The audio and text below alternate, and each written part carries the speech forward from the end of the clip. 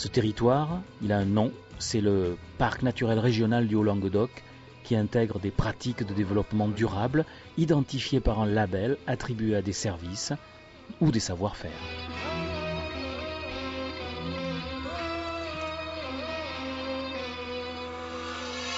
Le respect de l'environnement, la valorisation d'éléments de patrimoine sur un territoire et la dimension humaine, à travers les contacts que l'on peut avoir avec les randonneurs.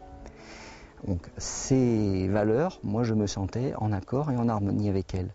De ce fait, j'ai souhaité contribuer à un développement d'un tourisme qui se veut durable à travers ces valeurs dont je me porte garant. Je suis l'ambassadeur du parc pour ces valeurs. Alexandre Locteff guide depuis quelques années des visiteurs à travers le territoire.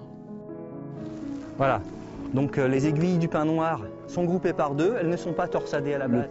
Le territoire du parc naturel régional du Haut-Languedoc offre de vastes entités paysagères, biologiques, des espaces naturels préservés sur lesquels la pratique de la randonnée pédestre encadrée ne peut que se concevoir de façon harmonieuse, permettant ainsi d'allier plaisir, santé, bien-être dans la nature, une nature toujours préservée.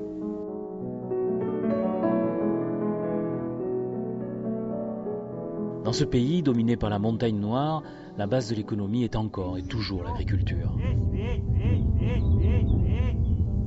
Ça fait une quinzaine d'années à peu près que je pratique la vente directe. Ça me permet d'équilibrer mes revenus. Tous les débuts de mois, je fais une livraison. J'ai adhéré à la marque Parc pour une image de produit, avec un cahier des charges qui était un peu, qui n'a pas bouleversé ma façon de faire, puisque ça ressemblait exactement à peu près à ce que je faisais depuis longtemps. Et la marque Parc m'a mené quand même au niveau publicité, au niveau notoriété, au niveau du pays, au niveau de la région, au niveau...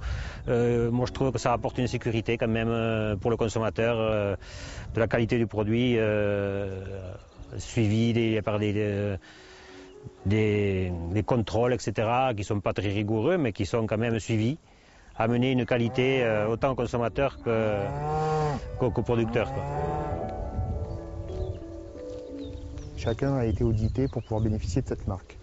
Donc cette marque sur la viande bovine met en avant notamment tout ce qui peut être l'autonomie fourragère, puisque c'est un des enjeux importants pour le territoire d'avoir des espaces ouverts.